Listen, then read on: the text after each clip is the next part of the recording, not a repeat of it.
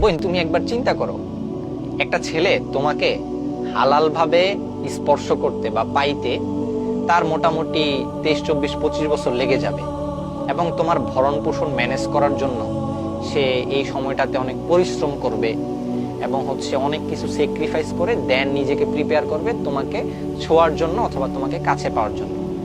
আর তুমি বয়ফ্রেন্ডের 20, 50 টাকার ফুচকা খায়া অথবা 10, 20 টাকা অল্প খুবই নগণ্য কিছু বিষয় পায়া তোমার নিজেকে একেবারে বিলাই দিচ্ছ।